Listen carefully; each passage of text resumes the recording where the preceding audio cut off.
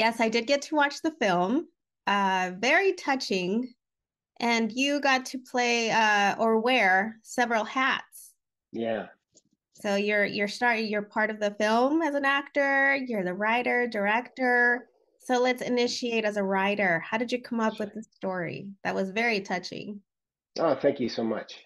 Well, yeah, again, thanks for doing this interview. And as far as the writing, as an actor, oftentimes we're um, struggling to find the work that we want to do. And so I thought about what did I want to do? What were the roles? And what came to mind immediately was these roles from my youth of Kramer versus Kramer, and Tootsie came to mind. And in both of those, Dustin Hoffman is starts off one way, and then he realizes that he needs to change, right? And I always connected with that, and so that was the crux of where I began. But then I'm also a teacher. I teach special education, and over the last couple of years, I've had more kids explore their gender identity, and one kid in particular um, transitioned, and we all knew as teachers, right? It was just a matter of waiting, and so that person's their transition really informed the story in that what would this have been like in a different place in not Southern California, so all that together. Two Lives in Pittsburgh Hmm. is like Teresa says, also the stories the family don't know. There's Right. a lot of other additional stories that you included, and let's also talk about the the the grandma Carla, who's from the beginning, wins our heart. Yeah. Um, so yeah, Carla, again, growing up, I had maybe a strange crush, right? Because when I was younger, I always was drawn to Meryl Streep and Jessica Lange, um, and and so I wanted to create a character that one of those kind of those age actresses can fill, and I wanted to do it in a way that kind of reflected Alan Arkin's grandpa character in Little Miss Sunshine. Somebody with background, somebody that's not perfect but loves hugely. Um, and so in creating Carla, uh, I wanted somebody that had an unrealized past, and the audience can be left to wonder a little bit about the full nature of that. But again, that generation, even my generation, coming out, being your true self, uh, recognizing that was an option was almost not there. I mean, when I was in high school, when Carla was in high school, people didn't come out, um, and and so it was really wonderful to get Amy to play that and to play in that world uh, of repressed secrets that finally come forth. And I love that line at towards the end, the what is it? There are two lives we can live, either the one we think we're supposed to live, and the life we know Mm-hmm. we were born to live. I mean, Want to live? that was Yeah. remarkable. Regardless Thank you. of Thank where you. we come from, our background, it applies to everybody. I agree with you. I think it applies to everybody, and I think we face that choice almost every day, in some ways, right? We have the choice of being authentic. Uh, sometimes they merge. Sometimes who we're supposed to be and who we're born to be merge. Um, uh, but I love that line as well. The title came first, and I just had trust that the reason that the title would be there would come through, and eventually it did. It definitely connected. That's brilliant. That's part of your creativity as the writer, for sure. Thank you. Thank you. You're welcome. So let's talk about you directing and being an actor. I mean, how do you juggle both at the same time? All right.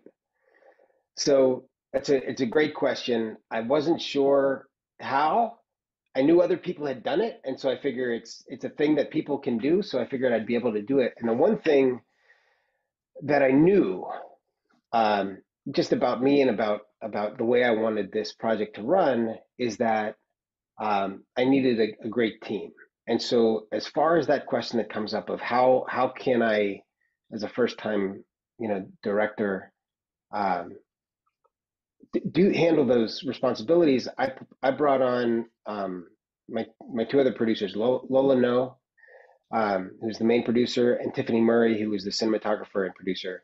And we worked on this after even with the later stages of rewriting, we worked on it together. We watched movies together. We talked about shots. We talked about other movies. We talked about our how we wanted the set to run, uh, the meanings behind all the shots, the parts that we wanted to emulate, the parts that we wanted to create. And so by the time we got to set, we were such a great team, and we had such an easy connection and collaboration that I was able to throw myself into the role in front of the camera when I needed to, and trust that Lola and Tiffany were seeing all the things that I needed to be seen. Because the other part, as a low budget film, is I can't rewatch everything. A big budget, you could take the time, you could add some more days, and the writer, director can go back and look at the what's going on before they move on. But I had to have a sense of a feel as an actor. If I felt like I was in that moment, and then trust the camera setup, trust the shot list, and trust Lola and Tiffany to say, yeah, we got it, let's move. It Mm-hmm. was fun. It was fun. It was freeing. Well, it's your film. So yes, I mean, it's nice to have that liberty of how you want it all to work. Yeah. Yes, it was. And it was a thrill because it was. I got to be the lead, the director, the because I led this charge. That's part of what I wanted on set. I've been on a lot of sets, and if I'm going to do this and invest all the time and energy and money and everything else, I wanted to be happy going to the set each day, and I wanted everybody else to come in happy to be there, because that's not always the experience that you have on a film set. Sometimes it's a little bit of a drudge, and if people could look back at the experience and say, I wish all my shots were like all my shoots, all my film sets were like that. That'd be good. And I think a lot of people left feeling really you know in, enriched and enlivened and in love with that experience. So that was cool. How did you find Emma Basques to play Maddie? Emma. So Emma's awesome, and we were so lucky. So it's not an easy thing to do, right? You want to find a a transgender actor who is in that age range and is going to be willing, either it happens to live in the place you need to be, or has a family that is able to travel. And Emma was just awesome. We put out a notice on Backstage. We put out notices in a bunch of places, but she came through Backstage, and she sent in an audition tape, and it was great.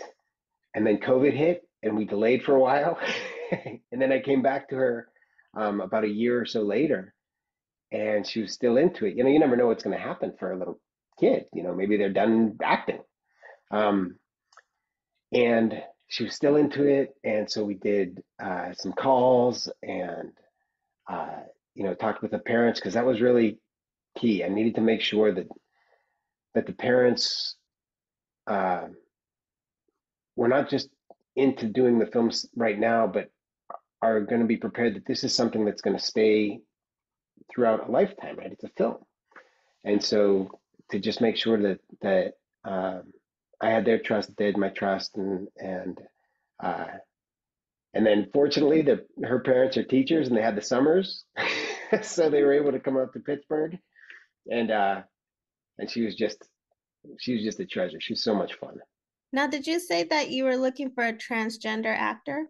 Mm, yes, I I know that there's a big controversy within Hollywood of who can play what, and you know uh, can, would Dustin Hoffman or Philip Seymour Hoffman or, the guys that did Wesley Snipes and Leguizamo and Dirty Dancing, would they be able to do that now? And I don't, I have my feelings about that. And I so wanted to have a transgender actor for this role. Uh, I believe a younger kid can do it. I think kids are very fluid, anyways. But I just think there's something, since I'm not of that community, there needed to be some other authenticity. And uh, and obviously Emma brought that in a way that was just, so rich and beautiful and wonderful. I'm sure many of the viewers will be appreciating that. Yeah, And what yeah. do you hope people take away from watching this film? I hope for that moment that I hope they take away what kind of I had thought of when I watched, you know, Kramer versus Kramer all that way back, is that we're all stuck, right? I think we all are stuck in something, with a way that we view the world, even as open as we want to believe we might be, or as understanding. There's baggage that we carry that sometimes we don't know how to shed.